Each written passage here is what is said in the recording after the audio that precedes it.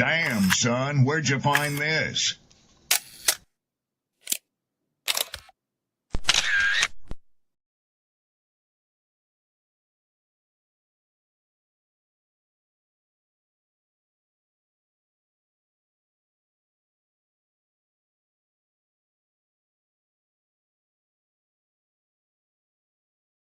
Ladies, understand something. The top end of a woman's weight is 145 pounds. Okay. My mother's 5'9", and she was 145 pounds until she was 50. That's the top end of your weight, because there should be about a 40-pound difference between you and men.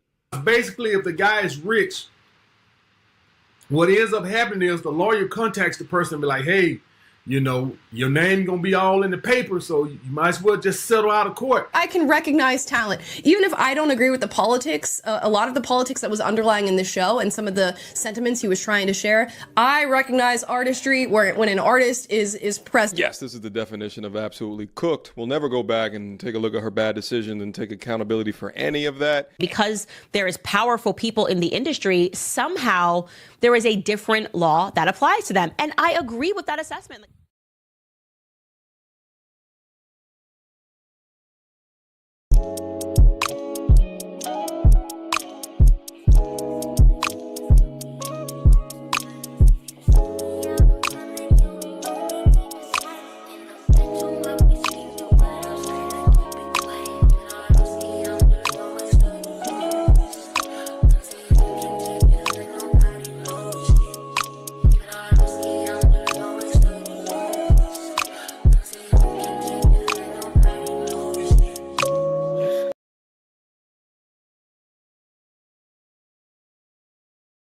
What's going on? What's going on? Peace and blessings, glory, praise, and honor to the Most High. Happy Easter. I appreciate you being in attendance. We got a lot to cover. I got my partner that's going to be joining me moving forward over the weekend. So you're going to see a lot of us here, man. It's going to get ugly. Not in a bad way, but it's definitely about to turn up. Before I bring him up, I want to pay my respects. I just had a loss in the family. They passed away Easter morning, and I just want to give a tribute to them. So if you just would bear with me.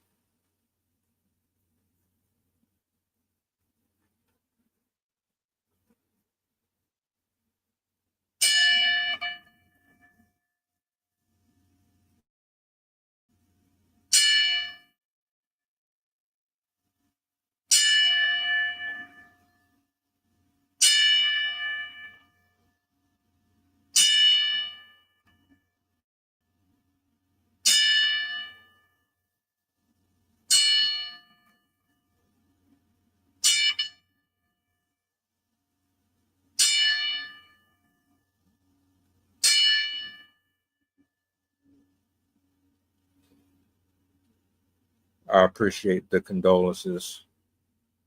I'm praying that God met her on the other side.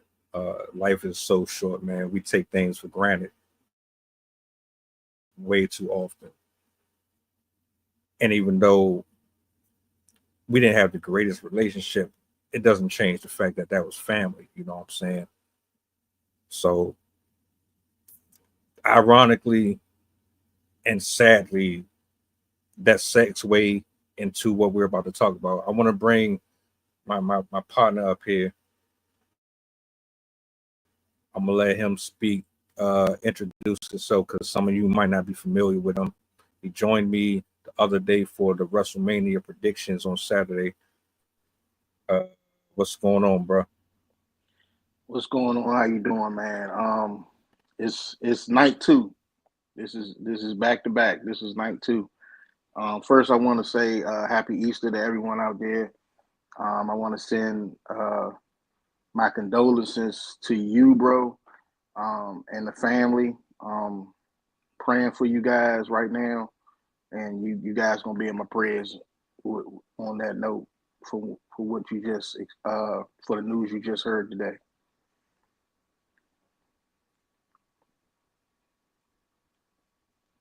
Appreciate that.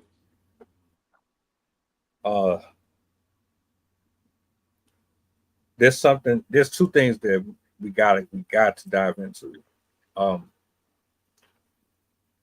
Something that you had shared with me, and I'm sorry, I meant to watch the video. I just got the news not too long ago, so it kind of threw me off. I didn't get a chance to see it myself.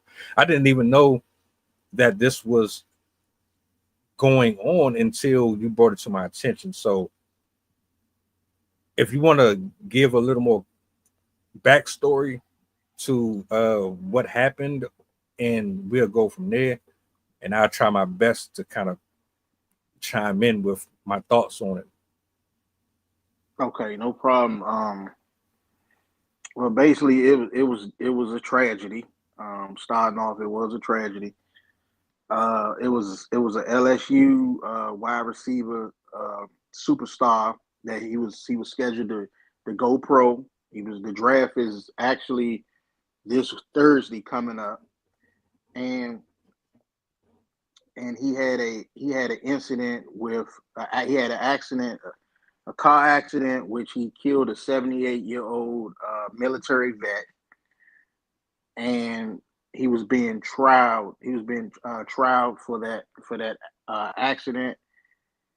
It just came on him too fast. Like life came at him too fast. He actually had a court date this past Monday, and he took his life. He took his life, suicide, on Saturday, and I think it was another high speed. It was like a high speed chase with the police, and he took his life in the car. He didn't want to do that big.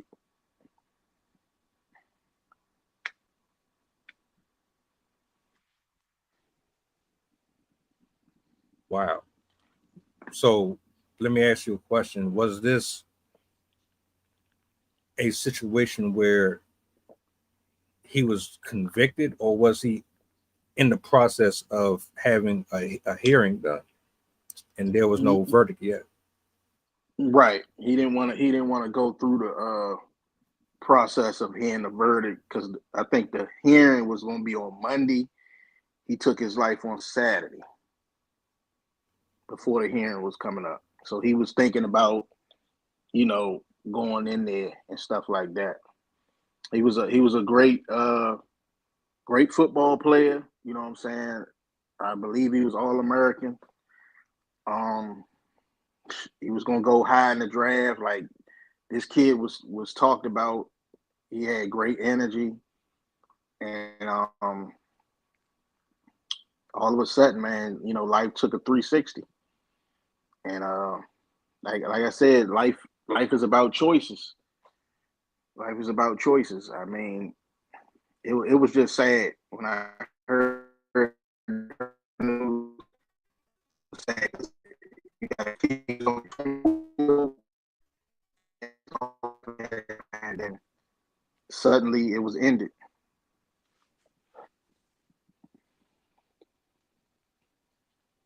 That's what I'm trying to figure out. So there's two things that I'm confused on. With the incident with the older man, was it that he was under the influence, like Jen said? What was the findings behind that actual death? Well, he's playing for LSU. So he's in Louisiana. The guy, the man that was in an accident with, let me see, it's April now. This happened in December, by the way, like close around Christmas time. So it was like months ago when the accident took place. So From what I'm understanding, the guy was he was an older man, and he was in the military. So I'm thinking he might have had some type of, it was somebody of importance or something like that that lost their life, and he didn't think he can beat that trial that was coming up, because it happened in December. You got January, February, March, and then April came up, and it was time to go to court.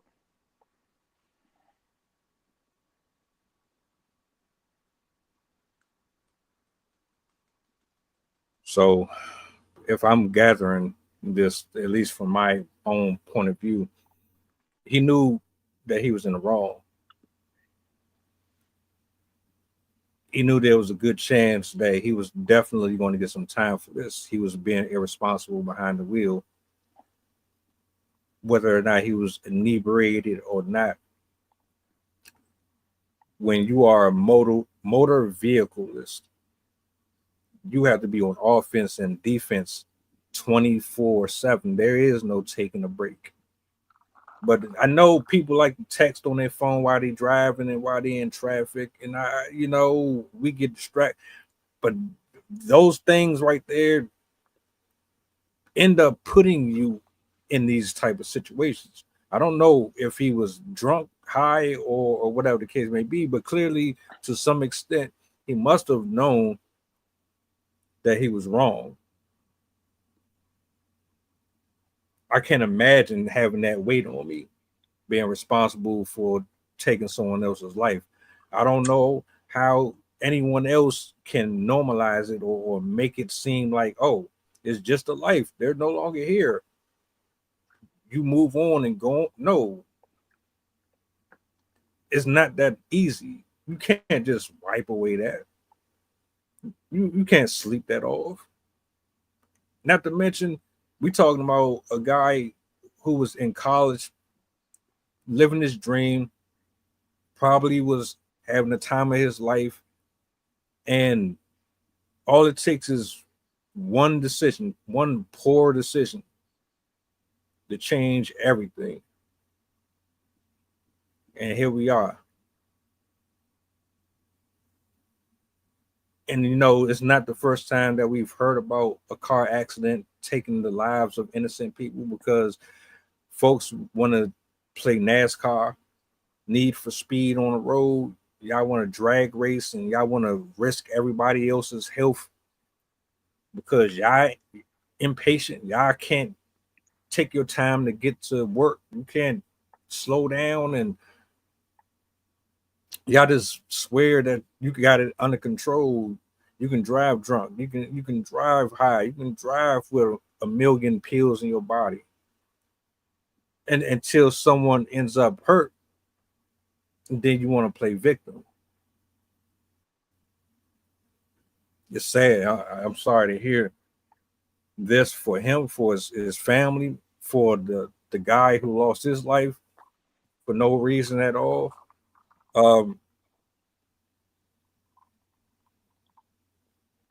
When you brought this to my attention, you were basically telling me that this was all across social media. It was really, really a prevalent conversation. And I'm curious, what are your thoughts on the whole thing, from the accident with the veteran to him taking his life? How do you feel about it? How do you feel about the comments and the remarks that generated from this situation? I mean, like when I heard it, it hit me out the blue, because here I am. I'm a big football fan myself. I look at the top tier talent that's coming to the NFL draft. He was considered one of those guys that was going to help a organization out, and he was going to have a bright future from what he was doing on the field. He was a pretty good player. Now, going off to the accident part, I'm not going to stamp the fact that I don't think it was a DUI. It could have been. I can't stamp that. on here, but it did happen. The accident did take place. Now, my thing is, after the accident took place and the guy, lost his life, I mean, he had to have some type of support system, got, some type of guidance with this situation for months. I mean, this stuff was on this kid's head for months, man, before this happened. So that's the part that's kind of overburned, because I mean, here he is, he's thinking about, the future a little bit. Like, the draft is coming right up. He got to go to the hearing before he get drafted to go to a team, and it's not looking good. That's the reality of that. So just like that, everything that this kid worked for, I'm thinking can we have some type of consideration depending on how it happened and everything like that. But it wasn't looking good for this kid, and it was too much pressure for him to see it through, I guess. But my concern with that is going back off the situation.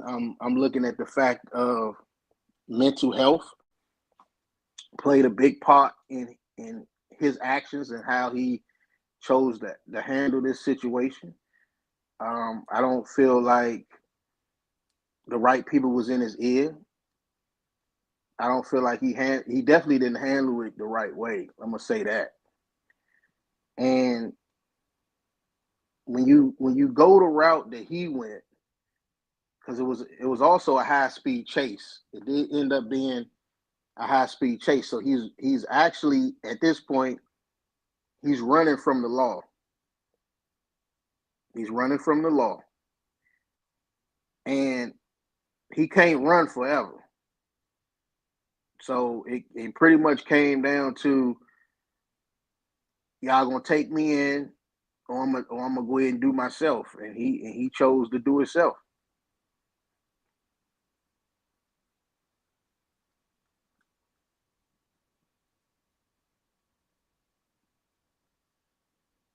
You know what I'd be wondering?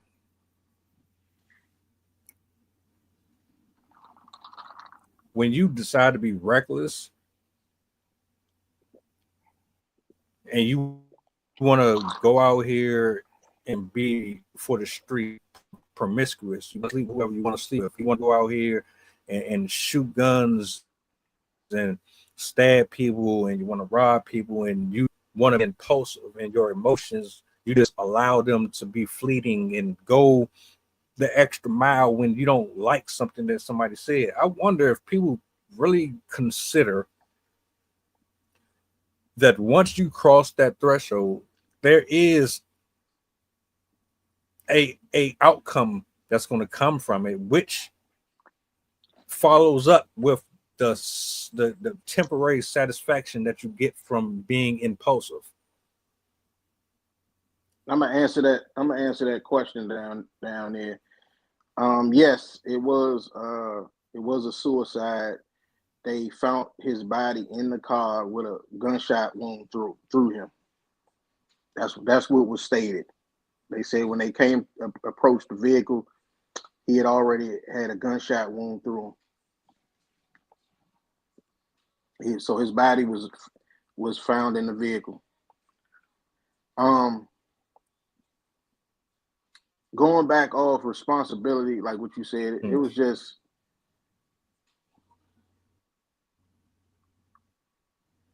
yeah, that's true. But going back off the responsibility part, he's a very young man. He was a very young man. Like I said before, he had his whole future ahead of him. You gotta be more wise with what you was about to deal with. I mean, it's a lot of players, college players, they come into the pros and they real irresponsible. They reckless with their money. They don't take care of themselves and they waste their careers. You know what I'm saying? My thing is, I just don't feel like he had, to me, I don't feel like he had the proper guidance to see him through this situation the proper way. Because I mean, when you chose the route he chose, you can't. It's no light after that. There's no way you can come back from that. And then you got to ask yourself: Did he do all the research he could have did? Did he have the right people in the corner? Did they get all the information that they probably could? Was somebody telling him this was going to happen if he go in here? Like, what other options was said to this young man to get him to do this?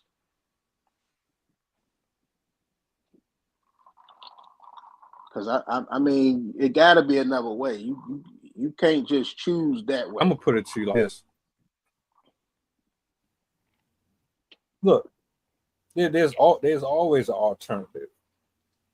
There's always an alternative. But like I said before, we are impulsive. We are rebellious. Look at it this way. He's in college. He's young. He's thinking a different way than what we were when we were growing up. Modern society is acceptable of mental illness and detrimental keepsakes. Everybody just wants to be free to do whatever the hell they want without any recourse to it. They don't want law. They don't want rules. They can't take rejection. They don't know how to emotionally regulate their feelings. They don't know how to communicate. They think being out here reckless is cool and fun and popular. He was one of them youngins who he might have been a pretty decent person to some degree. And like, I'm not speaking on the deceased in no negative way, but we got to be honest here. A lot of these folks, man, they are hard-headed. They're knuckleheads. You can't tell them shit. And then when you try to warn someone with counsel and you're trying to be loving and warm to them, they shit on your advice. They don't want that you have to offer them, and they go out here and do whatever the hell they want. Anyway, and then you get a boot, you scratch yourself, you burn your hand, and then what happens? Everybody wants to have sympathy for the person who is responsible for the violence or the reactions that come from the recklessness of the person who wanted to be hard-headed.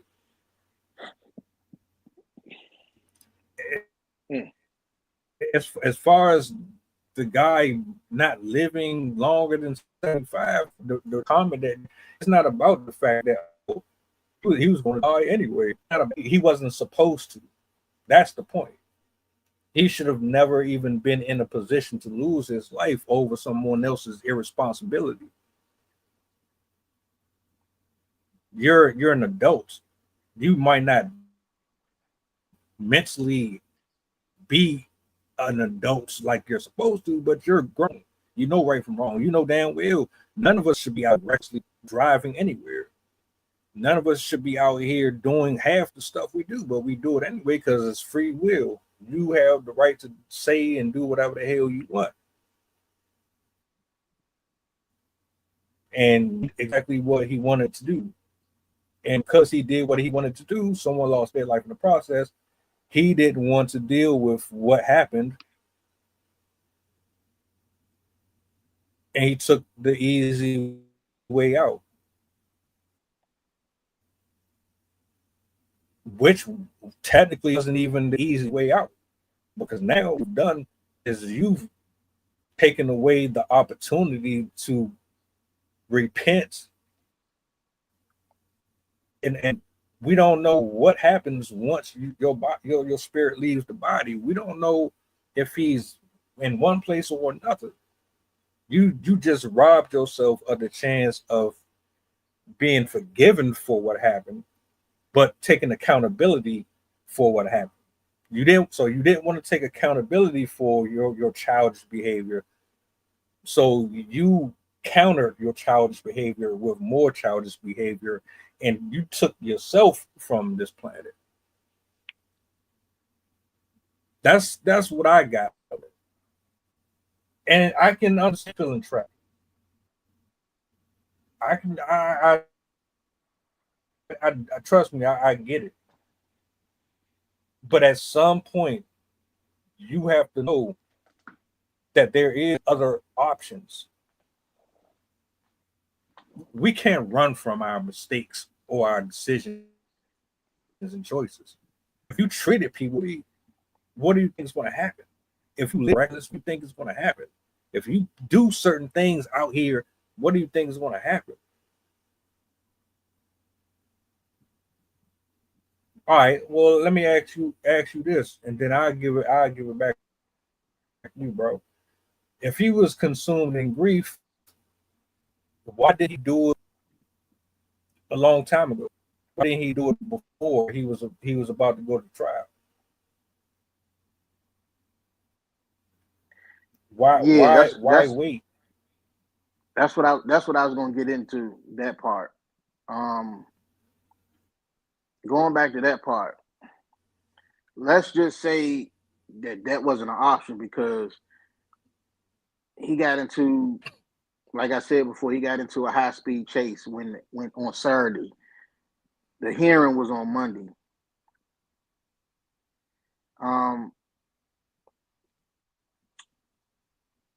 He was probably going to get taken in that day, that Saturday, I believe, prior, and he was trying to escape that.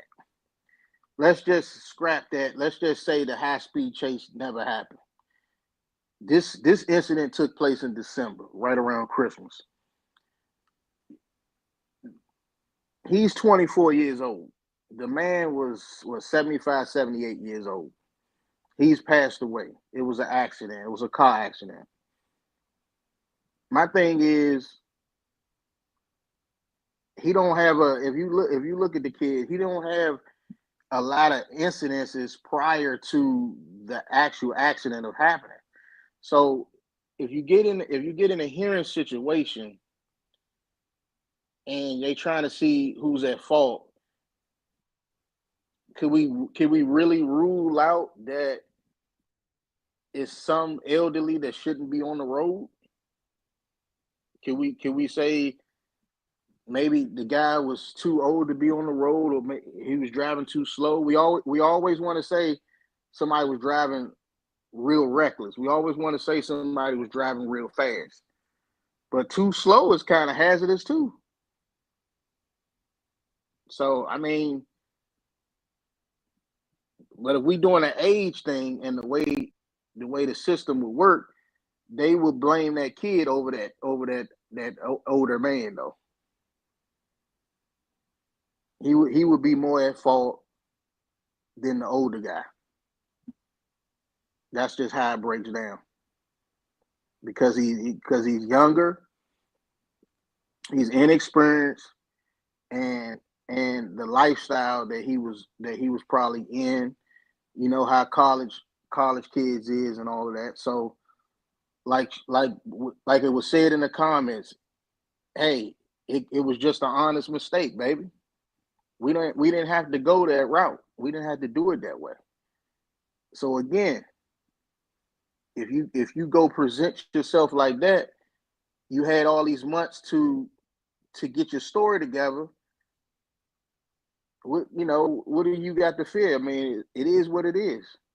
And me personally, I don't think he would have did a life sentence. Am I correct? I don't think it would have been a life sentence for that. So yeah, this shouldn't have happened. But I do understand the kid in a certain matter of if this wouldn't have never happened, you know, I got my future is awaiting me next week. I'm about to have so many millions. I'm gonna have my family straight. You know, that's another thing you had going on your side. You didn't have to do this. You didn't have to do this, bro. You could have been drafted. You could have took care of this situation. Your family would have been good. You didn't have to go this route. All because he didn't want to face, like you said, the consequences and hold himself accountable from what happened in December, man. It's nonsense. That's all I'm saying. I don't. I've been traumatized. I've been emotionally all over the place. I've been depressed. I've been everything that you can think of. I've gone through all of it. I think a lot of us have gone through shit in our life where we like, man, fuck this. I don't want to get out the bed tomorrow. I want to stay here. I know I'm not the only person. And I've been responsible for causing pain and suffering to other people. And I've had to deal with it. I've had to face it. Even when, you know, I would try to avoid it. You still, no matter what, if you're not dealing with unfinished business, there's nothing you can do but face it and get it over with. It's better to just get it over with than to try to avoid it and you just pile on it more and more, because what you're doing is you're punishing yourself mentally. You're punishing yourself. You can't focus on being a good football player when all you thinking about is what you got into. Now, I don't know whoever is responsible for investigating the crime or the scene. We're like, all right, let's say, how fast was he driving? What lane was he in?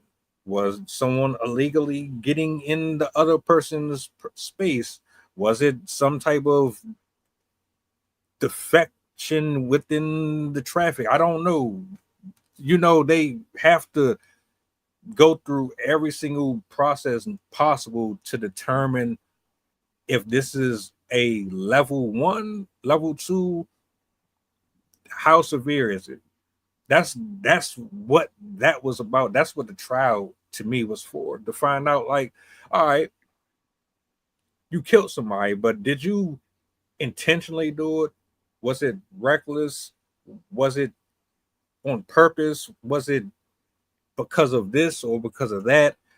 We need to figure this out legitimately without any type of interference from outside sources. And you refuse to deal with that. But I can only imagine I'd be fucked up too if I knew I was responsible for someone no longer being here either. But at the same time, so what was happening between the day of the accident versus leading up to the trial? What was going on between then and the decision you made to take a weapon, unholster it, and then take your life in the car? That had to be on your brain for a minute. You had to be thinking about that for a hot second. Yeah, that part right there. And I mean, like you was touching on, even if you get into if you would have proceeded and just went on and went to the hearing on Monday, was that, I think it was, this past Monday or the Monday before, he would have found out that the judge have been young before. Like, judges understand stuff like that. We know that you're a young man. We know that young people make mistakes. But like you say, let's dive into it. Let's get into the meat and potatoes. And let's see exactly, you know, was this intentional? Do this kid got a problem with drinking? If it was a drunk situation, what's this kid background? How did he come up? You know what I'm saying? Or look at the man that passed away. What was his background? Do he got a history of accidents? I mean, all of that get dissected when you get inside of that room. And I'm saying that this kid was thinking about that for 4 months, and I know he was thinking about it because of the day he did it. And you mean to tell me that you didn't give yourself a chance a day? A chance that you didn't give yourself not one blemish to get over the hump. You didn't see the bright side of anything you have already worked for. Everything that you have worked for to set yourself up, and you chose this route. You didn't want it. To me, it felt like he didn't even want to fight for all his accomplishments, because that was on the line. This boy was talented. It was sad.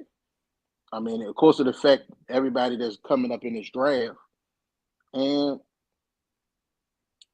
I'm pretty sure if somebody would know certain stuff, they would have probably told him to go a different route. It does help if you got somebody close to you, maybe on the football team or something like that, to kind of get his mind together. But yeah, it's clearly that it wrecked that kid's mind to the point that he had to go through with that. It was crazy.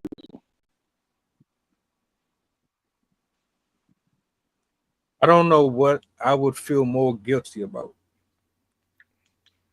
Knowing that I was being reckless and I'm responsible for this, or knowing that I am about to throw away my eternity to avoid dealing with the pain that I caused. It has to be depressing. That has to absolutely be soul sucking. Because in my honest opinion, the person who would choose to end their life, like Jenny said, he didn't want to be in prison. I mean, think about it. No NFL, no girls, no freedom, no driving, no seeing and breathing the fresh air. You don't get to see your loved ones. You're behind the prison walls dealing with men all day. All of your rights are damn near gone. All of your hopes and dreams are gone off of your poor decision. And I think a lot of men and women, if you've never heard of this story or seen one similar, I think a lot of men and women would benefit from this, especially with that comment right here. When your emotions run high and you're in the heat of the moment, that's not an excuse or a time to act on how you feel at the moment. That's a time to slow down and really reevaluate what could come from this. And the reason why I highlighted that comment right there specifically is because I think people use that as a cop-out and as an excuse to do dumb shit and then say, oh, well, I was mad at the moment. Nobody gives a shit that you were mad at the moment. You still know it was wrong anyway. Whether or not you were mad or sad or jealous or it was still wrong regardless. That just because you felt a certain way right then and there does not take away the fact that what happened was still wrong. You still didn't have a right to put your hands on someone. You still didn't have the right to disrespect someone.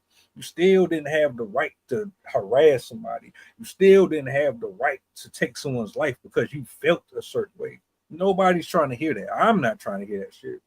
That's an excuse. You just want emotions come and go. Emotions come and go. Exactly. That's facts. Um, I just wish somebody could have been in his ear a little more. I mean, I don't feel like he had that to take his life, to do what he did. I don't feel like he had that ear. I don't feel like somebody was in his ear. I don't feel like he had that voice. He couldn't have, you know. And also, especially with the younger crowd, you got to check on your peoples, man. You have to check on your peoples. It's a lot of people out here. Everybody go through something, but it's a lot of people out here. Just because they might be going through something, it doesn't mean that they're going to handle it the same way as you. Like I just said, emotions come and go. You either lean with it and rock with it, or it's gonna fuck you up. It's just that simple. You know what I'm saying? So going back to that, it's important to have a good circle around you. It ain't got to be a lot of people. Just somebody that's dependable, somebody that can feel where you coming from. Because I'd be damned if anybody that was really in that man ear, that kid ear, would have told him to do some shit like that. That's bull. I don't believe that one bit. So I think what really happened is the pressure got too big. It was a big moment. Obviously, he wanted to go in the draft. You know, I know he wanted to do that. And this roadblock was in the way. He didn't know how to handle that. Now, worst case scenario, you guilty. You killed somebody. It was an accident, and the man died off the car accident. Okay, you go in there. Worst case scenario, you got to sit down. You know what I'm saying? You can recover from that. But I guess he saw the only way out was getting drafted, and that would have fixed all his problems. So that was all his eggs in the basket, I believe. Me playing real good football, me going to the next level, me be able to buy anything I want, you know, me having a better life, a different type of life. And then all of a sudden this happened to me. And now all my hopes and dreams is snatched away from me. And I believe that's what upset the kid. He was upset off that. You know, he didn't know how to cope with something like that. I see this. You got to check on your people. I want to segue. Yeah, absolutely. I'm gonna say this, and I want to segue to the next one, because you and I spoke about that one, but we didn't do it here. But I want to say this, right? Every decision matters. It counts. Your excuse to why you want to cheat back on someone does not make the pain go away. You wanting to go and get revenge on someone who killed your partner does not take the pain away. It doesn't stop the cycle of violence. It doesn't change the narratives and the stigmas that get placed on specific cultures based on region. It doesn't make you look more or less than. It makes it more and more clear that we are not sure as we like to believe we are. We're not. You can't tell me that you can go and steal from a store or steal from someone's property, claim that you're an adult, but you committed a crime and you're not man or woman enough to own up to the crimes that you committed. you would run away and evade all transgressions that you committed, but then still in the same breath confess to being an adult and being a man, where a man and a woman will take accountability for the damage that they've caused 100%. There's no way you can convince me otherwise. You avoid dealing with them things because you're scared, because you know what comes with the reactions of your decision.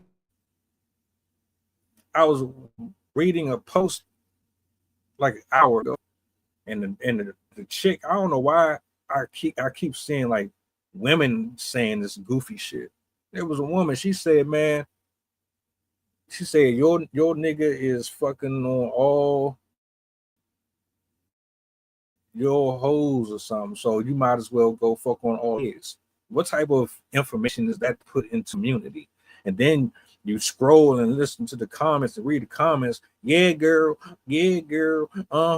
What? That's the stupid shit right there.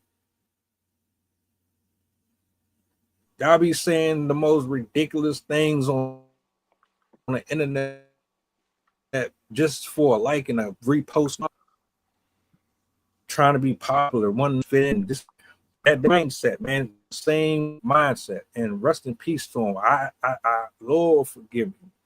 He had the same attitude. Y'all want to cheat on people. You want to do all of this foul shit to people, but you want to sweep all of them rug and keep it a secret.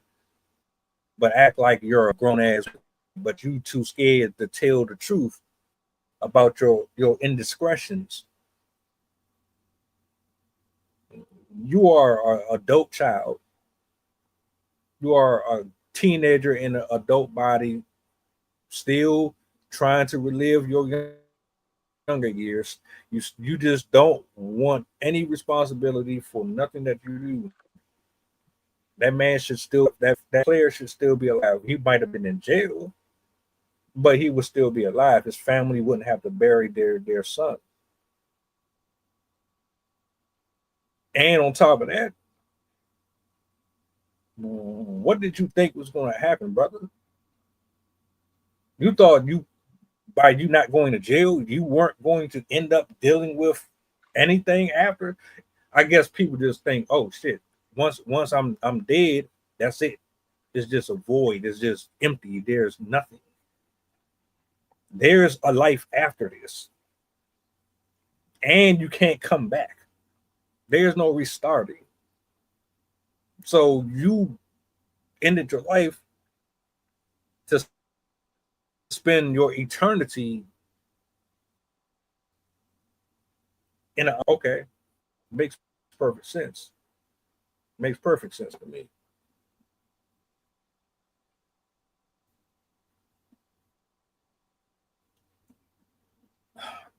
I'm sorry.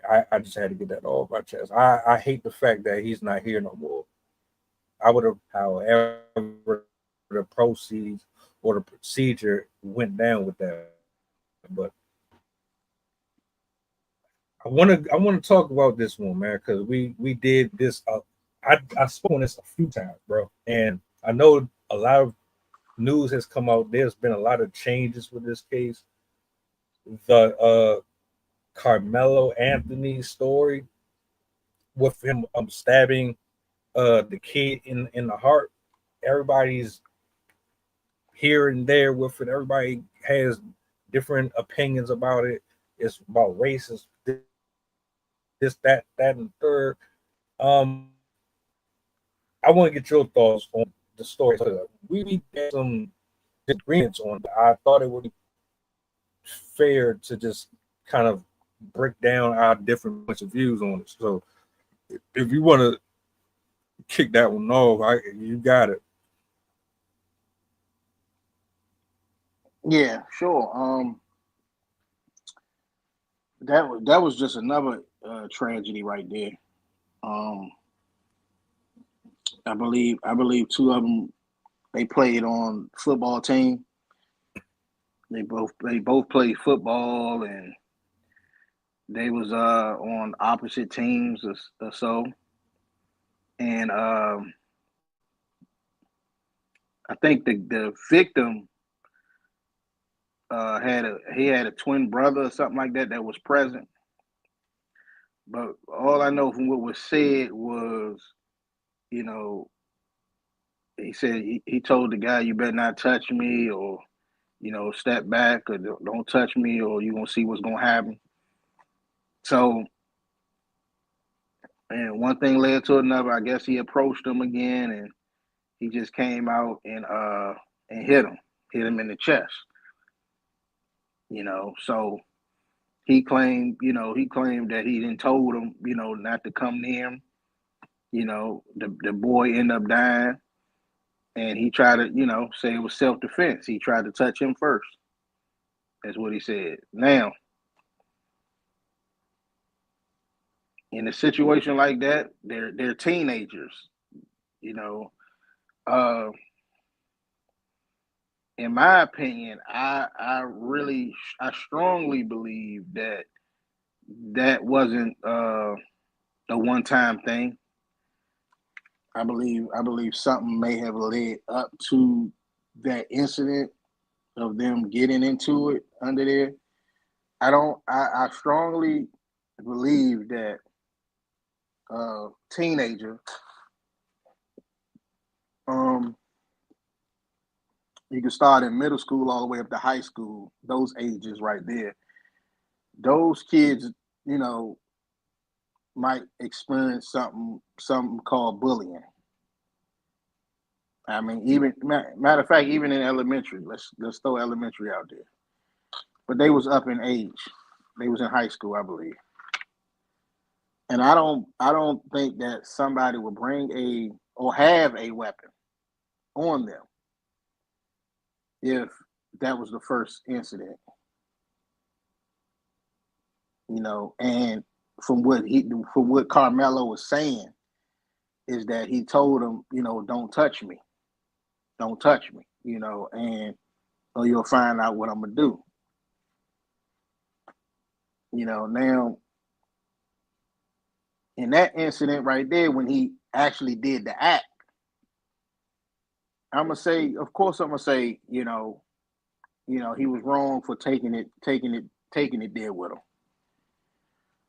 But instead of focusing on the actual act, I think people need to go a little back, do a backstory, or what might lead up to him. Why would Karmelo Anthony? Why would he be holding a weapon under a track meet? Why would he do that? I mean, we can obviously point out that he stabbed the boy and the boy lost his life. We can point that out. That's no problem. But we can't point out, you know, everything that transpired to leading up to the actual friction between them two. Because let's be fair. You know, kids get bullied all the time. And even back in the heyday, you know, it ain't so much bullying, you know, you're gonna be able to do before somebody do something back. So that's really my stance on that matter. Yeah, it's sad. It's sad that the boy lost his life. And are we gonna make it a black and white thing? I mean, hey, they just the color that they are. I don't believe it could be white, Chinese, whatever, orange, purple. Nobody's gonna sit there and allow somebody to attack them or do something to them and approach them without a retaliation. I don't believe. Well, my stance is I do not believe that Karmelo Anthony approached that kid and violently stabbed him off GP. I don't believe that.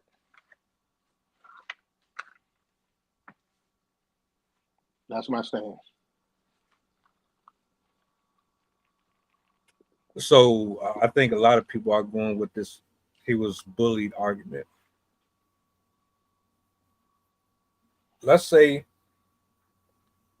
there is a backstory there, right? Mm-hmm. Let's say they already had issues leading up to this. Okay. He still wasn't where he was supposed to be. He was in another tent that did not belong to the section that he was supposed to be in at all anyway. Now, if you're in fear or you feel like there's a threat, why would you be closer to the danger? I always thought that you would be the furthest from it. You're trying to avoid bullying. You're trying to avoid the possibilities of violence happening or something humiliating happening. Why would you be trespassing in an area you know for sure that the person that you don't like is there?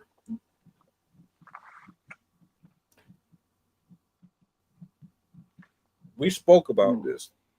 We carried weapons in school when we were going. People got bullied. People absolutely felt like they needed to have something going on because children are mean. High school is not fun for everyone. Everybody experiences not peaches and cream, but you clown and you laugh and you mock at kids that suffer and are miserable, and their experience in school is miserable because you didn't experience what they did. And then when they turn out to end up being criminals and things like that, then people want to, oh, woe is me and this, then no, because you are part of the problem. You didn't do anything to stop the bullying from happening when you were in school with the kids. You watched it, you laughed at it, you participated in it. Now, if you're trying to tell me that he's been bullied by this person since he's been there, and it got to the point where he needed to bring something with him, I'll give you a little pass on that. From where we grew up, it was like that. But even still, I don't respect it. And on top of that, if that was the case, you shouldn't have been anywhere near that tent. You would have been the furthest away from it. And let's not mention the fact that how does your parents not know that you have these issues going on in school? Where are they? Where's the presence at? Why doesn't the staff know? Why doesn't anyone in that building know what is happening already prior to it leading up to this? So this never happens anyway. There's a lot of what ifs and this happened or this. We're speculating. We don't know if they had a history or not. For all we know, that could have been the first time them crossing paths like that.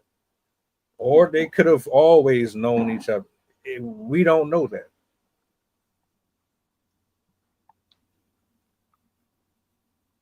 I yield the mic. Got you. I mean, you have okay. Well, I'm gonna give you an analogy. Because like I say, me and you are kind of familiar with this type of situation from being in school. Now, it's situations like this that happen even in jail, and then when you get in jail, or prison or whatever, it's life or death, man. It's life or death when you get up in them situations. If somebody is coming to take your food, you know, coming to take your stash, your belongings, or whatever like that, and it gets to a point where, you know, something got to give. It's about survival. You know, it's been known. It's a known fact that, you know, inmates have to have some type of piece or some type of weapon on them to protect themselves. So what I'm saying is, in the Karmelo thing, is that the boy didn't bring that to school for nothing. Let's go off of that. Now, I'm not up here campaigning that it was okay for him to take that boy's life, because that was wrong. I would rather Karmelo go up there and take that ass whooping if he couldn't beat that boy. That's what I'm saying. If it come down to you having a problem with him, and it's like a one-on-one thing, y'all had a disagreement or something happened in the school, as his parent, I'm gonna say as his parent, because, you know, I would advise, you know, my child to, you know, handle the situation that way. You know, take care of it. Y'all need to, you know, take care of it and squash it. Now, because once somebody loses their life, I mean, it's too late. Because at this point, his family is devastated that he lost his life, and then Karmelo Anthony's family is devastated because he might gotta ride that lightly a little bit for what happened. So now it comes down to was this premeditated? Was this intent? Did he have ill intent to do this? And that takes me back to, you know, being in jail and all that. I don't think it's like I said, it's about survival, and you either get rid of them or they're gonna get rid of you. I'm not saying as far as a mentality piece, that's how it's presented. You know, it's called survival of the fit. So you either do them or they're gonna do you. Either do them or they'll do you. Somebody got to do somebody. And I'm advocating for them to get that off their chest if it reached that point where, as a parent, because they didn't know that he had the weapon, I'm assuming that they didn't know that it got to a point where you had to take that to school, man. It could have been a gun. Same thing. He could have blew that boy brains out like that. So if you go back to what he said to him, you know, don't touch me or you're gonna find out what it's gonna be. Touch me again and you will find out. I mean, what that we from around the way. So what what that means, bro? That sounds like some premeditation a little bit to me. Like, I already rehearsed this. So if you do it again, it's coming. You know what I'm saying? So ain't nobody, that's not gonna happen off no first offense. Now it's kids that carry stuff. It could have been. It's kids that carry stuff with them. If they going into a rough environment or the chance of what it can be, but 9 times out of 10, you know, for a situation like that to happen the way it did, that got to be premeditation, because it was something that happened prior to the stabbing. You're not gonna just walk up. That's not gonna just be on your mind that you're gonna do that to somebody. You see what I'm saying? Because it wouldn't even be in your mind. That was in that boy's mind to do that. You see what I'm saying? So something had to happen prior to that day that it happened. You know? So he's preaching self-defense, but let's get into this part real quick. We're about to get into this part, the self-defense part. What makes it self-defense? You know, I punch you in the face and then you shoot me 9 times. That's fair? That's fair? You know what I'm saying? Like, think about all the officers that violently assaulted pedestrians. You can't sit up here and tell me that every one of those pedestrians was armed. They wasn't armed, not all of them. So how is that a fair fight if I'm threatening you without a weapon, but you can end my life with one? How is that fair? Because I don't see the fairness. We can go George Floyd. When the officer held his knee on that man's neck for 4 or 5 minutes, and he said he couldn't breathe. I can't breathe. I can't breathe. Did he have a weapon when that happened? Was he armed?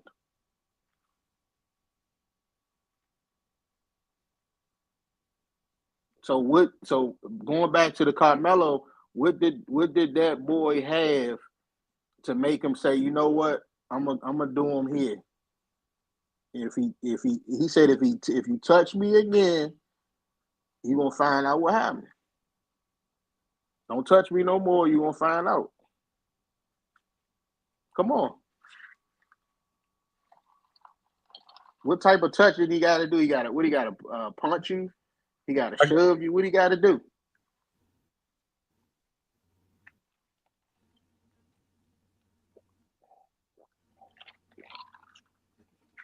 Where I disagree is with the comparisons that you're trying to bring up, because what it looks like to me is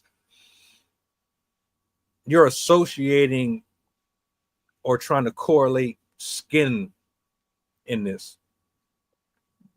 George Floyd was not a student. George Floyd was not in a tent. George Floyd did not have a weapon on him, no. Mm-hmm. But we're talking about a child. And on top of that, we're talking about both of them are actually in school. What you're referring to is the malpractice of a law enforcement utilizing their power to abuse the system to get away with doing certain things because of their badge. This right here is someone that either they had an issue with the other person or didn't. This, if he had beef with McCullough, he shouldn't have been in their proximity. So let's do it like this.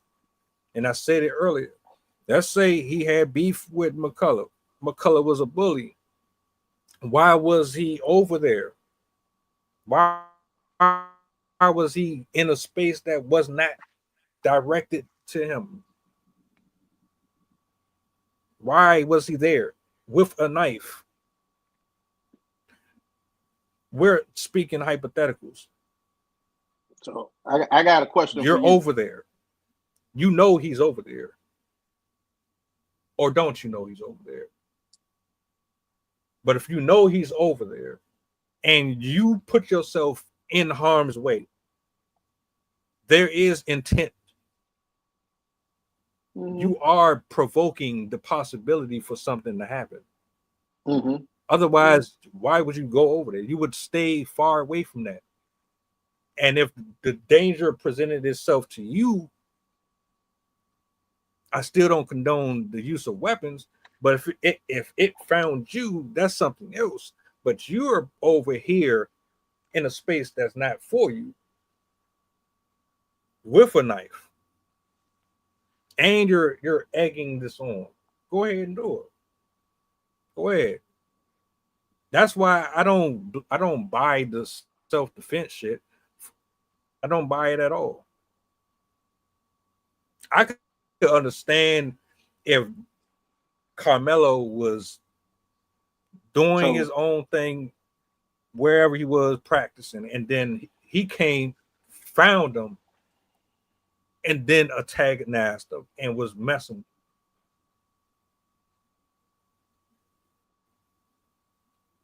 So I mean that right there, what you described. You're telling me that you go all. I'm just saying what you're describing. If it went the other way and he came through the other tent, if he came through the other tent and went on Karmelo Anthony's side and came up to him, so you saying in order for it to be self-defense, you saying the boy would have had to come to where he at, his location, or will he have to have a weapon like Karmelo Anthony already had? I'm not saying I'm not. I mean, what make it self-defense? I'm not even. Yeah, that's what I never even gave like my personal opinion on what that is, but let me see if I can paint it as perfect as possible. The only way that I can see this being self-defense is if there was equal level of threat. Equal level of threat. There's multiple kids positioned to where they could assault him and do extreme harm to him. Like there's 2 or 3 more people with him. Or it's just them. And McCullough has a weapon as well. I mean, or you had a twin brother. There's no you putting your hands.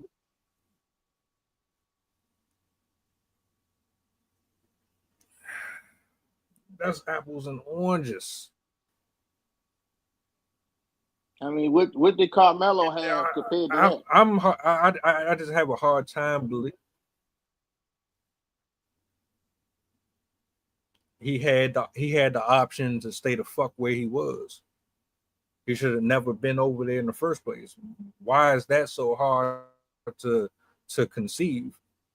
If you ain't want the problems, why would you put yourself in the proximity of the problem that's being issued on a consistent basis? If you're dealing with this shit all the time, why would you be there? Why? I don't understand. How is that not understandable? Okay, because this is what I'm about to hit you with. To me, in my opinion, this is what I'm about to hit you with. Okay, we talking about a problem between two individuals, right?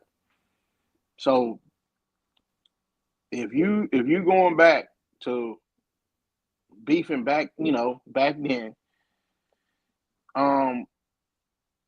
you got to look at the two individuals that was involved. You got to look at their background, and let's just say the kid that got, they got the short end of the stick. He the one that got stabbed. His background wasn't like Karmelo's. They come from two different backgrounds.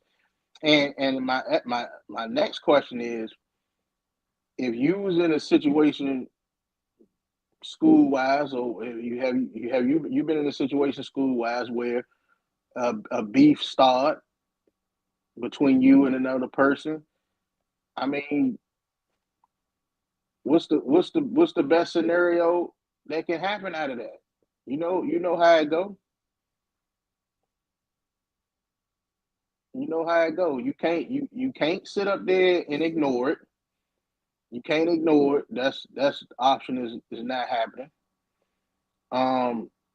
You have to address it, and then secondly, it can spiral. It can morph. It can blow up. It can be bigger than what it started out to be. You know what I'm saying?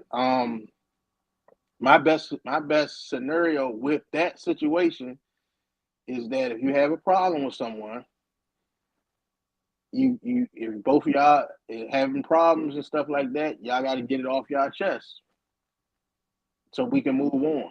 You know what I'm saying? It happens in football practice. It's life. You know what I'm saying? People don't like each other for some reason. Who knows? But him stabbing him like that was an act of him being or him being tired. I'm gonna say of him being tired of being afraid. Think about it. If somebody's constantly doing something to you over and over and over, eventually you seen movies and all that. Eventually, somebody got to stand up. You got to do something different. You got to stand up. You can't keep taking the same thing over and over. And then eventually you stand up, and then the big bad bully or the ghost, it goes away after that. That's the way it is. All it is an obstacle. And I'm saying that he didn't have a discussion, like we said, he didn't have a discussion with his parents. He could have handled it a better way. I'm going to say that, but it still don't deny the fact that if this kid was doing something to him, you know, he felt like he had to retaliate or it was going to get worse. From his background. I'm just saying, when I say background, I'm talking about from his mentality. That's probably how he feel like he has to solve the problem. I'm not saying it was right, but mentality, everybody's mentality is different. That's what I'm saying. So that's how he chose to go about it.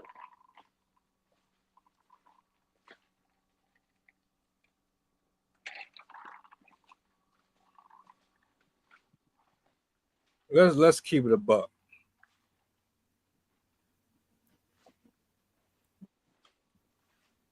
Do you believe in what you're, or do you believe in what you're saying out your mouth? Do you believe that black people believe the shit that happened here was out of bullying and out of self-defense, or do you believe that this is about a black kid doing something to a white kid, and this is their form of reparations? It has nothing to do with right and wrong, has nothing to do with bullying, it has shit to do with nothing other than the fact that this is a skin tone thing, and you're just hiding behind this.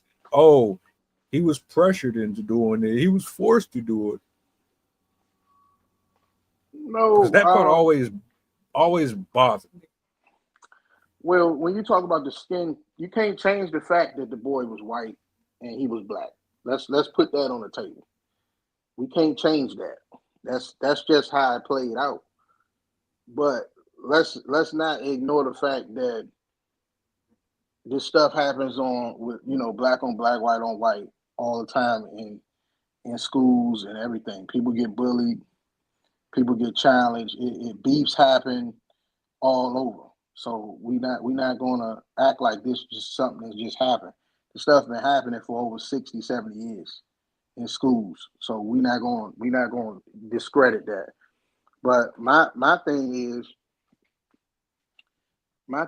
it's the black and white come in because he lost his life with this beef. You see what I'm saying? That's the publicity makes it a racist thing. It's because of the publicity that it got. I don't think it would have got the same noise if that kid that got stabbed was black. It wouldn't have.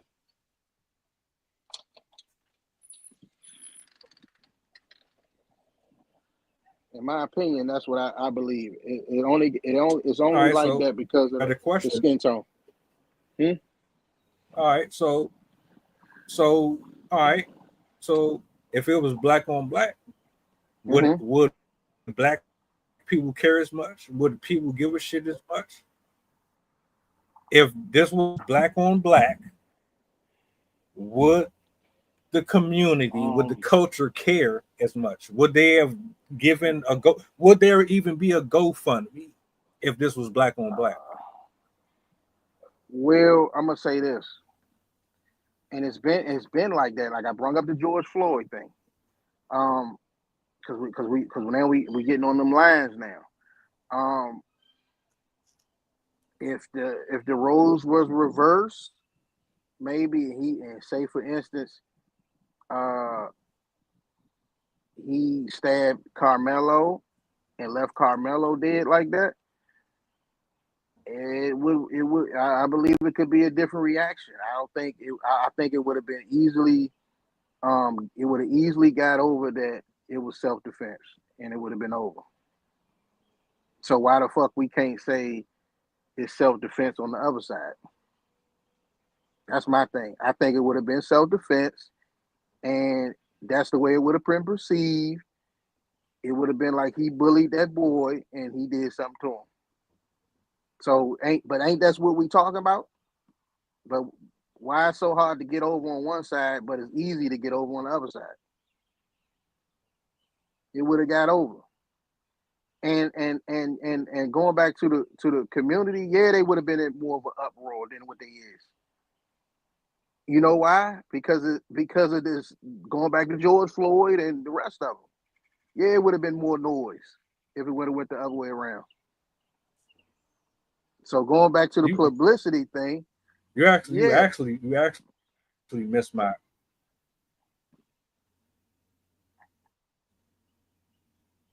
You actually missed my question.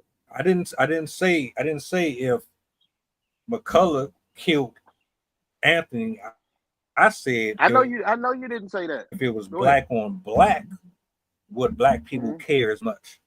Would the culture care? But you didn't answer the question. You deflected. No, I thought I did, but yeah. My point is selective rage. Say selective rage. You picking. I can answer the question, but the thing is, going back to this situation right here, it wouldn't pick up the steam that it's got. The publicity wouldn't have picked up the way it is now if it was black on black. If that answers your question, it would not have gotten to this point. That's what I'm saying.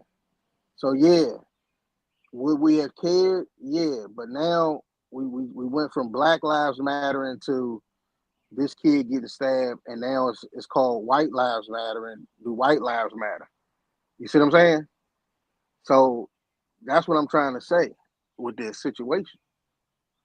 Yeah, we've been through it a lot. So when have we not cared? When have we not cared? We just immune to it.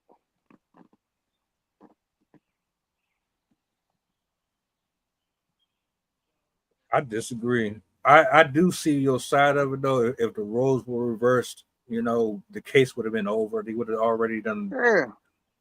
Let him out. He would have been free. There wouldn't have been a lot of investigating press conferences. They wouldn't have. Yeah, he would have went on and hugged his dad and sat down. I get, but I'm not. I'm not dealing in. I see the hypocrisy, but that's not the situation we have right here. That's not what's happening right here. So I can't go off of what if. What is. What is, and that's where you missing the point, because now it's like, okay, I didn't throw that out there. I didn't throw that scenario out there. I said if the roles was reversed, right, and said if he stabbed Karmelo. So, but you missed my point when I said because Karmelo. I didn't say that. I didn't. No. Listen, you missed my point when I said because Karmelo stabbed that boy, right? No, I know. Because Karmelo stabbed that boy, it's not perceived the same way. That's my point. He can't get over to everybody that it was self-defense. it was self-defense. I ain't hearing it was self-defense. I ain't hearing it was self-defense. Why it ain't self-defense? Is it because Carmelo Anthony's black and that other kid was white? Is that why it ain't self-defense? Do you get my drift? Come on, man. That's the only reason I can think about. So are you insinuating that he's not getting a fair trial, or he's not going to get a fair trial? Is that what I'm hearing? Well, you saying the nation. You said at first that it was that if it was black on black, and I hear what you're saying about that. That do we care and all that? What I'm saying is that I'm gonna put it to you like this: if it was black on black, and instead of him being white, what I'm telling you is would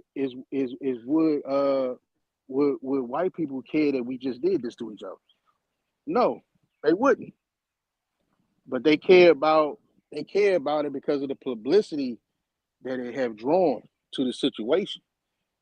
And like I said, all I'm saying is it would get over a lot easier if it went the other way. And because it's not, this is different to digest. It's different. It's different to digest. It's different to accept the fact that it was self-defense on his end. It's harder to accept that I'm speaking from a totality standpoint, not just one. This is not one-sided. From a totality, it's harder to say that's what happened. You see what I'm saying? But if it went the other way, we can accept it a little bit better, and that's the problem with the whole situation.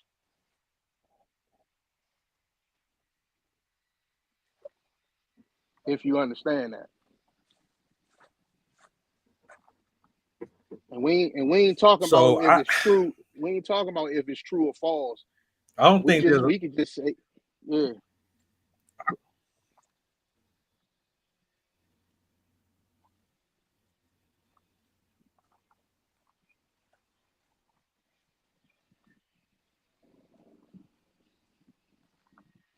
Let me paint a picture to you real quick, because you've been watching the story, right?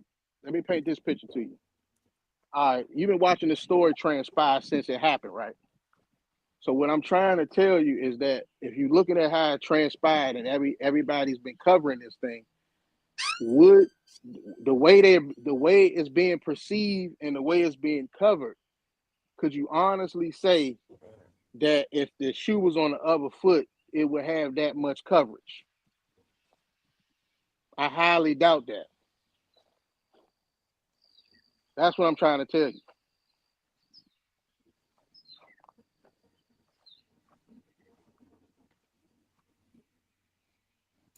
My honest opinion. I don't care about white and black. I don't give a shit about if you're red, blue, orange. I don't care if you eat your own boogers.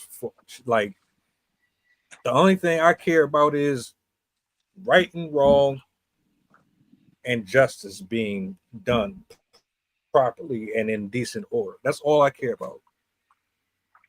I want the facts to be the facts. I don't want no tampering. I don't care about the narratives. I don't care about all the other stuff. I know it exists. You're right. I ain't denying it. It's clear. Everybody who is covering the story, from YouTube to Twitch to fucking Twitter, they have their own points of views on it. I get it. The coverage on this is different because he's black. And if it was the other way around, okay, I don't care about any of that. All I care about is someone is dead. They're no longer here. They didn't have to be. And someone is the cause of that death. That's all I see. See, y'all look at, I ain't gonna say y'all, some of y'all look at the complexion and attribute it to everybody. I look at it as this is an individual case. Someone is alive, someone isn't. And the person who is responsible for it has to deal with the evidence that's going to eventually come out. And whether or not they play this by the book and it's fair or not, that's yet to be seen. We don't know what's going to happen. Okay, you said you look at it right and wrong. You just want the right and wrong. You want it down the middle, right? That's what you saying. Okay. So let's go down the middle then. So down the middle, you see it for what it is. This situation has already happened. It's done. All right. Now, since it's done and it's over with, what is the fair? What should happen here? What would be the fair verdict from the outcome of that?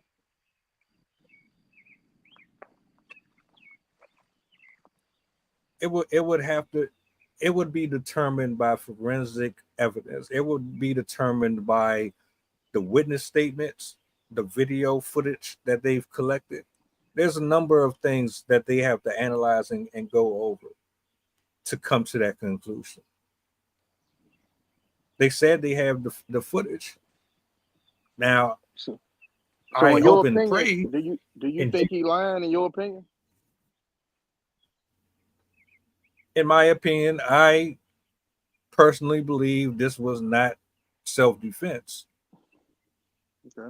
Okay. I believe that this was personal. Do you know, and I said this on the last stream that I did, do you know how intimate and how personal it is to get up close on someone and use a knife? That's a personal interaction. You have to be literally on the person to do that. That's not like unholstering a gun and shooting from 10 feet away, 20 feet away, and just aimlessly by shooting. You're literally up on the person. You pull it out and you have to use force to break through the rib cage to penetrate the heart. He was stabbed in the heart. You got to break through that. That takes pressure. That takes strength. That takes you being close. So if it was personal, like you said, then how could you say that it was a one-time thing then? It's no, if it was like that, then wouldn't you say something had to lead up to it? That's why I strongly believe that something happened prior to that track meet. It had to happen. And the boy died in his twin brother's arms. So he had a brother and he was holding him when he died. You see what I'm saying? So maybe the brother knows something that he need to be talking. But ain't you just said if you do something like that, that is personal. So something had to happen, right? Prior to that day. All right. So all right, cool. Let's go with that. Oh, let's go into a dream scenario real quick. Let's say they both arrived at school at 8:30 a.m. and an exchange of words or something happened early during the day.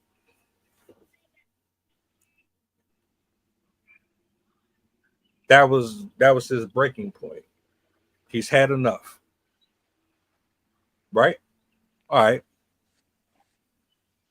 Now school is out. You have the after programs. Mind you, what you're saying is that he's had a issue leading up to this, which means he has built up anger, built up resentment. Right? All right. So he saves all of it. It's bubbling within his body, his core. he's had enough. That means so he decides this is the day I'm going to handle this. And he goes to the tent with the intentions on executing him. With your logic, with your scenario, this is speculation. We don't know nothing about what led to this at all. But based on what you're giving me right now, I'm under the impression that he's been bullied, he's been dogged, and he's had enough.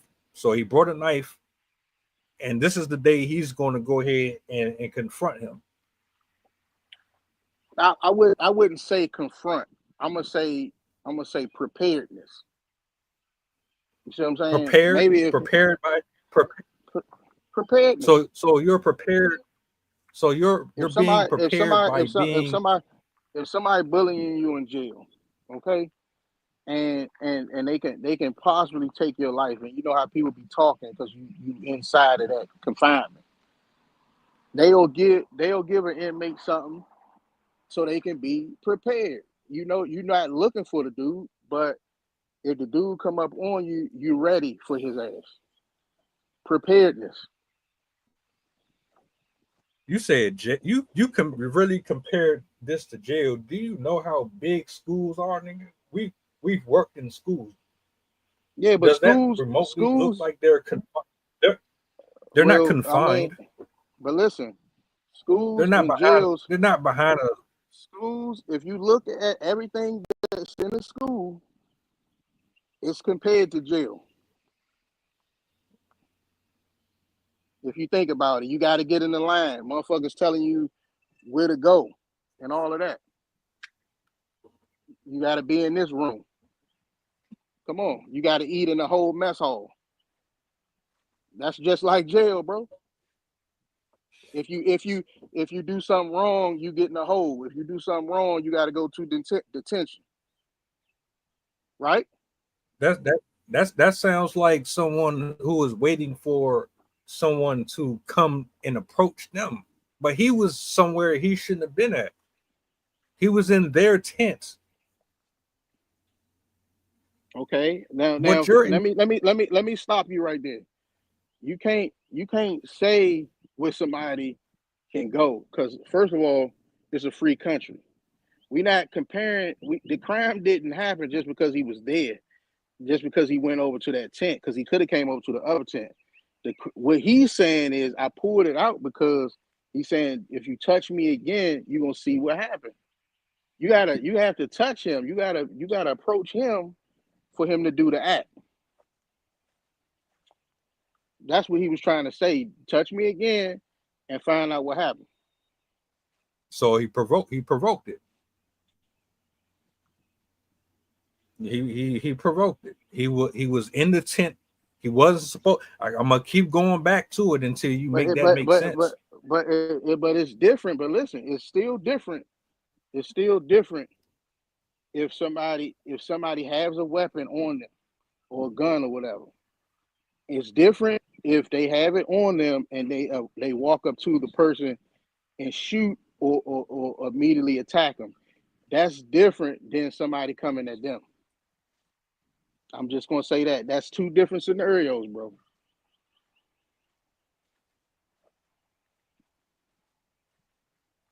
So can I say in his mind that it was kind of premeditated, like if this whatever this cat was doing to him or whatever took place before that track meet, that he was like, all right, he won't do it again, or if he do it again or whatever happened, I'm gonna do this. I give you that point. But come on now. He said it was self-defense because what? He knew he couldn't just walk over to that guy and just start stabbing him about something that happened yesterday or 2 weeks ago. You see what I'm saying? So what I'm saying is he had to be another offense.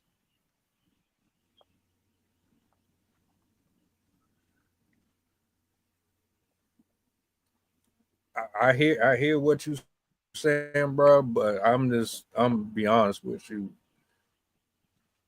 It looked like he went over there with the intentions on something happening.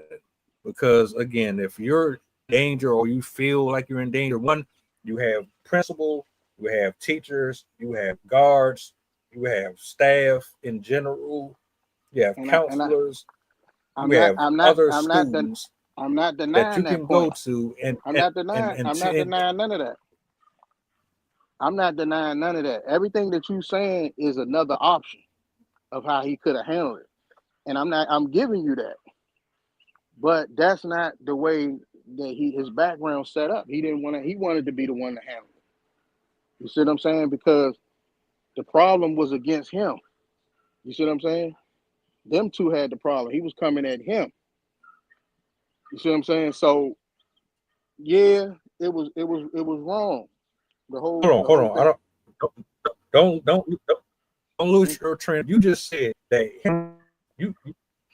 what you're describing is the other options that he had. And I get that point. I get that point about the other options that he could have took. Tell the principal, tell the teacher. You could have told your parents. I get all of that. You know, but at the end of the day, this person had a problem with him, and he took a knife with him, you know, and was pretty much waiting on something like that to happen again. Pretty much. That's pretty much how I laid out. You know what I'm saying? I can be at this school. You just said a few minutes.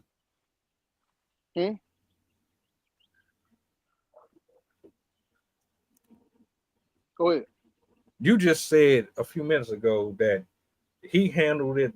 You said he handled it the way that he's used to handling it, or he handled it the way that he knows how to handle it. Correct? From a mentality standpoint, like I compared it to jail. If somebody's doing something to somebody in that facility, you got to be ready for them before they get to you. So that's why I can easily paint the scenario of if it would have went the other way around, it would have went a different way.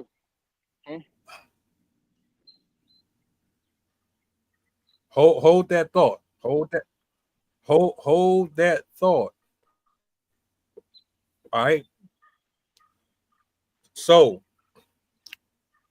basically what you're telling me is that Karmelo was indoctrinated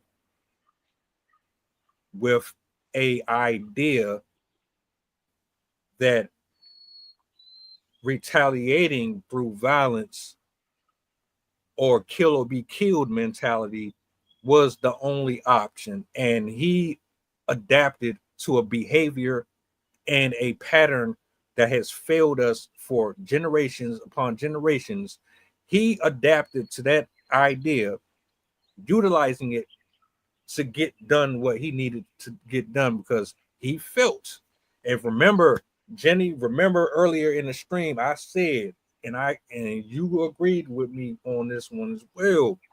I don't care how you feel at the moment. I don't care what it does to you inside. I don't care about none of that. You know what right and wrong is. Just because you felt like doing something don't mean that there aren't no consequences behind it. What you're telling me is I'm supposed to accept this ridiculous, retarded mindset that Black people carried for decades, that I'm supposed to shoot you and I'm supposed to stab you and this, that, and the third, because every Black person I seen do it, they got away with it, it worked out so wonderfully for them. Listen to what you just said. Listen to what you just said. You said the mentality of black people. Man, it worked out. I think it did work out because the problem still goes back. It's okay if we had that mindset to one another, but when it comes to the opposite race, we have to do it differently. We have to tell somebody. We have to go to the procedures. We have to let this person know, that person know, because they're not the same color. But when it's the same, we crash out and it's accepted. It's accepted if we crash out on each other. So I never said that. No. I never said it. But you just said mentality though. You said we got this mentality to run up and shoot and stab somebody. That's the mentality you said. But when it's done to somebody other than ourselves, it's a poor man's mentality. Yeah, okay. But when it's done to somebody other than us, now we got to look at that. But if it's only done to ourselves, we ignore that. Think about it like that. That goes back into this situation. Don't put that on me. Don't put that on me. I don't support the shit at all. But that's what it is. I don't. Let's not push. Let's not push back. I think it's extremely ignorant. Yeah, but that's what it is, though. Right? You said we got the mentality. So we talking about mentality right now. So if it's okay for Karmelo, to go in his hood and blow somebody's brains out and nothing get talked about, why are we publicizing him stabbing that boy under that tent? Leave that alone too then. Because of the mentality. Right? Why we got to talk about what happened under that tent if it's accepted that he can go. Say that one more time. Hold on, I want to make sure. If Karmelo Anthony is accepted. I want to make sure I heard you correct. I don't want to respond. If he can go into his hood, his background, and commit a heinous crime on one of his brothers that's in there or somebody in there, and it's not publicized and it's accepted, why this got to get blown up that happened under that tent? He took the difference is he took the same mentality. You kept saying mentality. He took that same mentality that he got from there and brung it up under that tent. I think we're having conversations here. And now, hold up, and now we got to hold him accountable. Now we got to hold him accountable because of who it was. But it wasn't held accountable when he did it over there.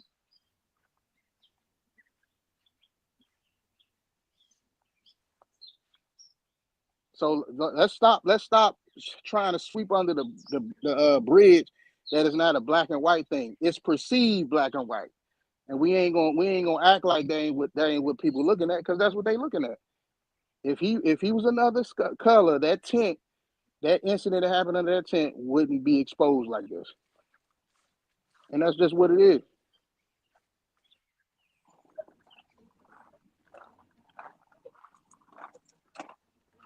Nah, we're having two entirely different conversations, because what you're talking about is the hypocrisy of the majority of us speaking up when it's convenient, versus what I'm saying is the shit all across the board is wrong. All of it. I don't agree with none of it. I never agreed with any of it. I think it's all stupid.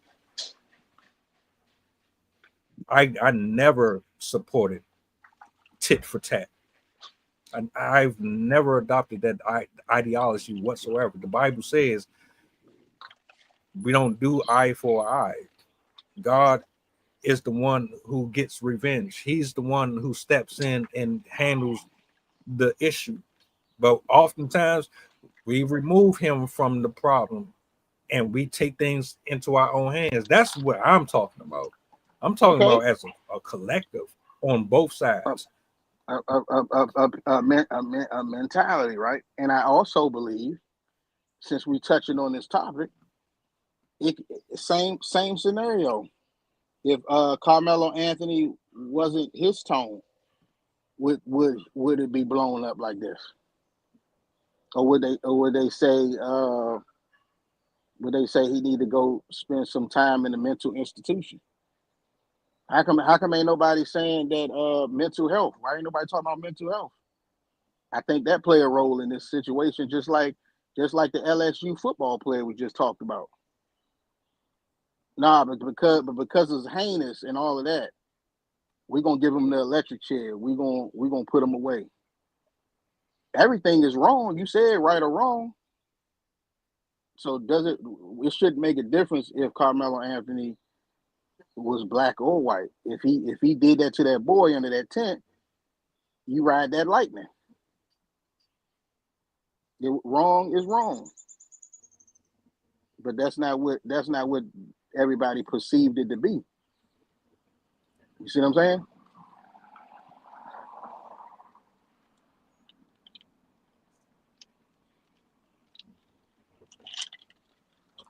Different rules for different folks. Getting some different rules for different folks. Different rules for different folks. George Floyd. Different rules for different folks. Now we're getting somewhere. Now we're getting somewhere. They said if it's everything is being unpacked. Yeah, so let's go to it. Let's keep it in that scenario of the stabbing. Black on black. You know what happens with that?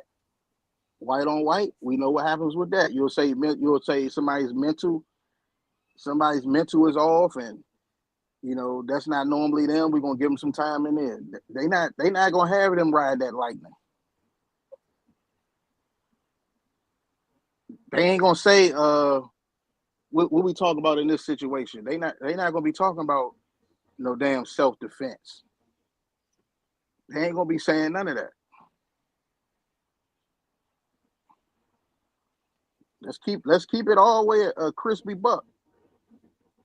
And that's the difference.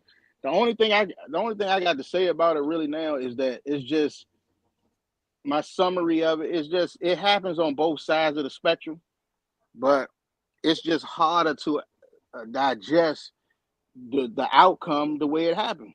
That's all I can say about it. The outcome of this is harder to digest as a whole than it was on the other side because of the track record that it was already presented before it. I think it's easier to digest it if it happened the other way than it happened this way because of the history.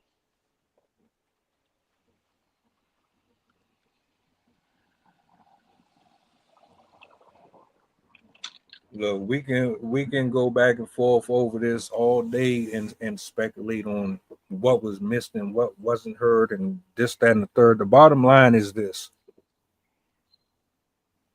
Well, let me say this. What this conversation showed. Would you make him ride that lightning? Let me get this out. Because we're talking similar, but we're talking different. I'm not like most people.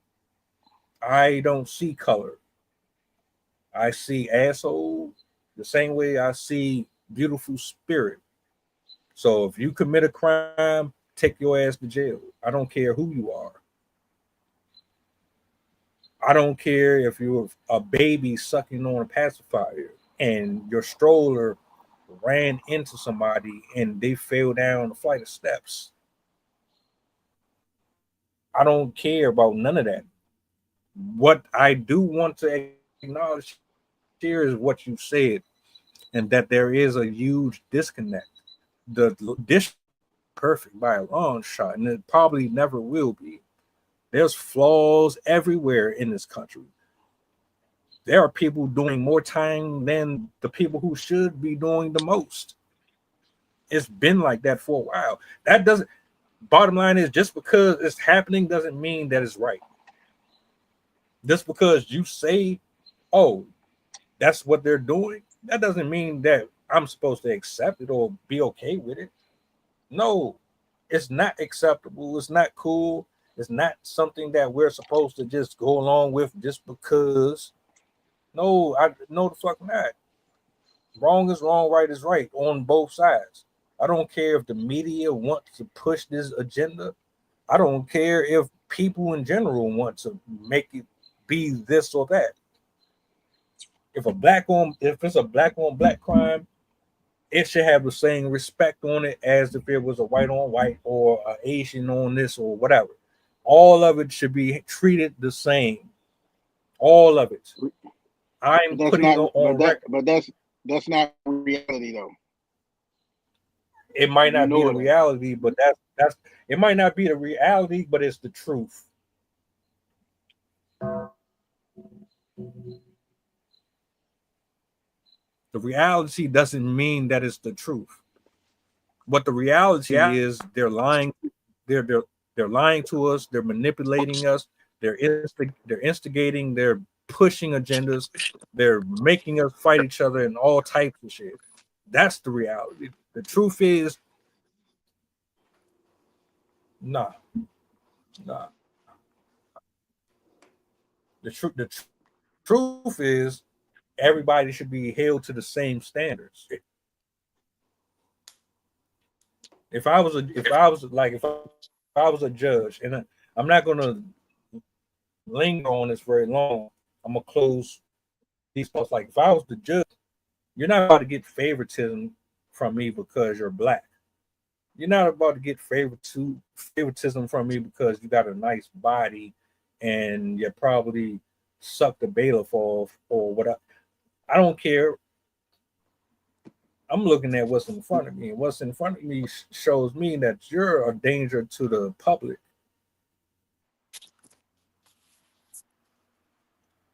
We don't have no solid people keeping them standards that this country was built on where it's supposed to be. That's the problem. We don't have enough human beings in positions to man these infrastructures that's supposed to keep us protected and when things like this happen. Everybody is compromised.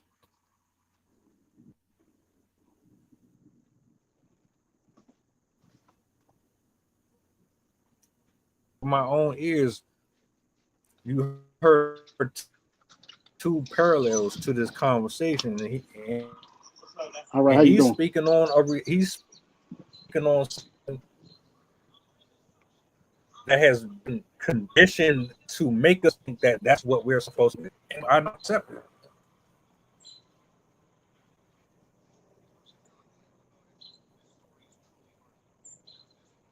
So for you, anything you want to throw out with or say on any of this, you got it. All right. All I'm gonna say to sum it all up, is that going back to what I said earlier in this discussion here, I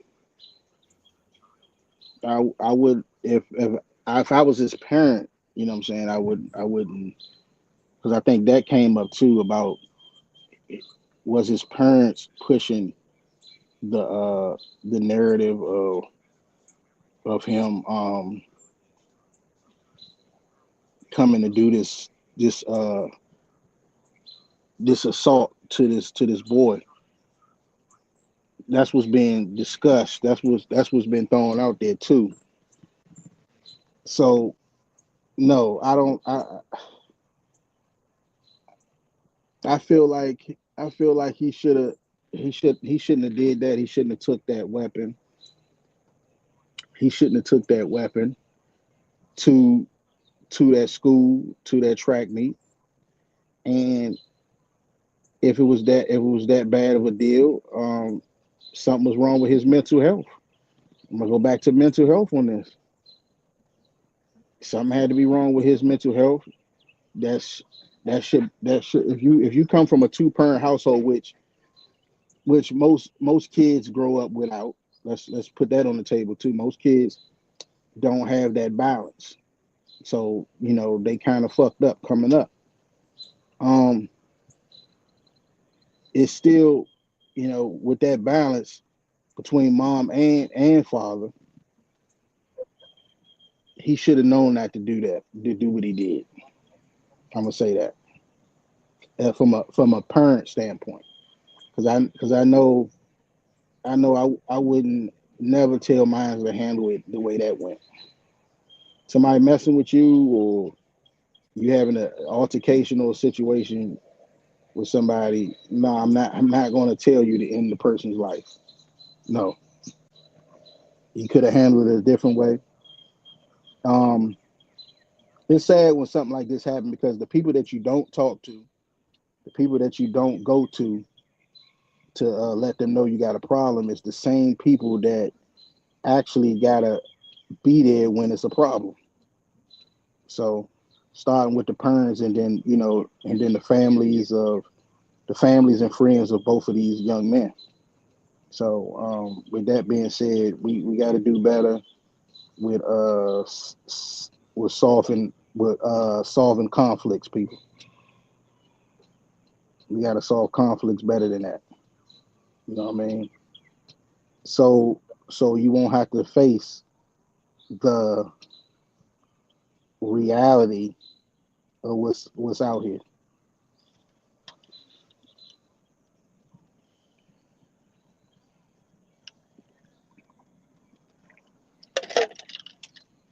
I'm done. I appreciate this conversation. I appreciate this conversation for a number of reasons. Some of them I spoke on prior. I think that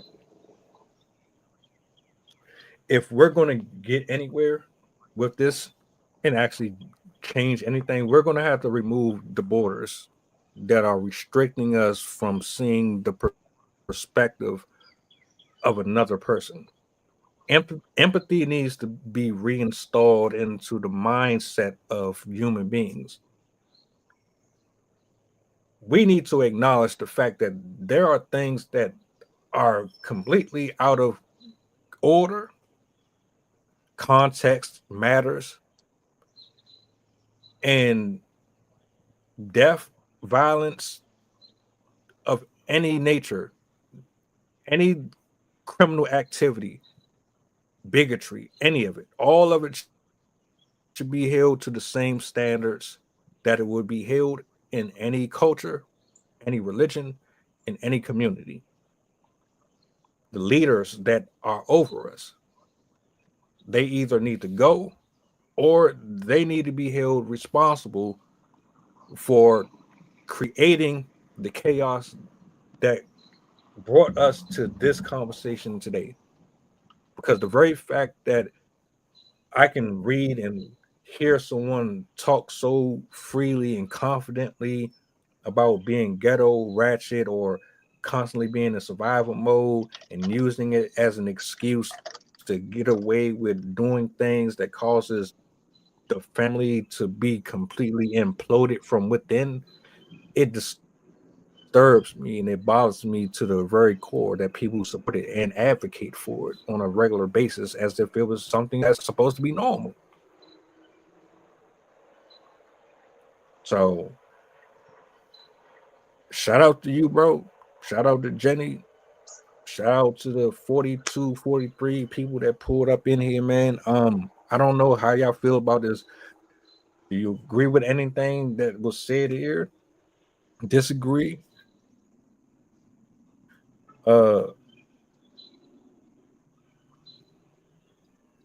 It's just open dialogue. You know what I'm saying? And there's going to be a lot more coming up. So make sure you lock in. YouTube, Facebook, Instagram, Twitter.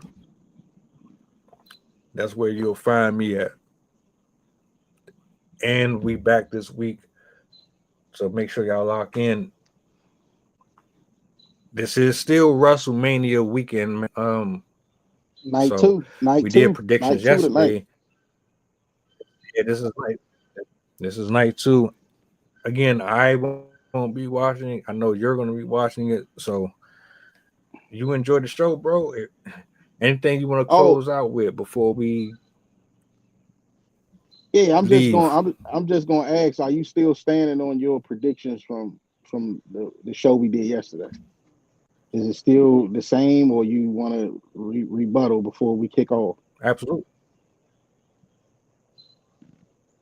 So you still Oh going with? no, I'm good. I'm good on exactly who I picked. So right now you Even picked, though I only know, yeah, you picked EO. You picked EO in the triple threat, and you picked John in the main event. Good. I did. But I'm gonna retract that EO when I'm gonna go with Belair. Yeah, you got to get the record together, Yeah, but I gotta go with Belair. But other than that, man, good show. This was definitely a banger. We definitely got a lot cooking. Trust me. And for anybody that like tuning in, me and this brother right here, we are considered the dynamic duo. So be prepared. It's way more to come. This is gonna be a hell of a error.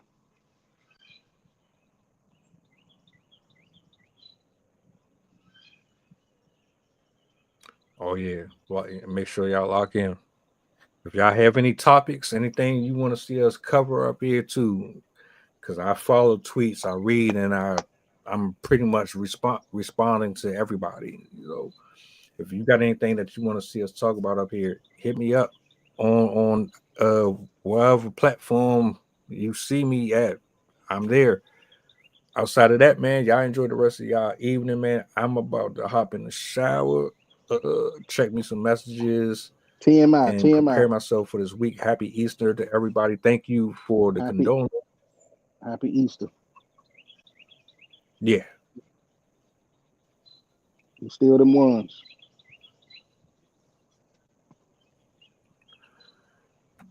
All right. We are up out of here. Y'all be easy. Boom, boom, boom. Go Cowboys in the draft.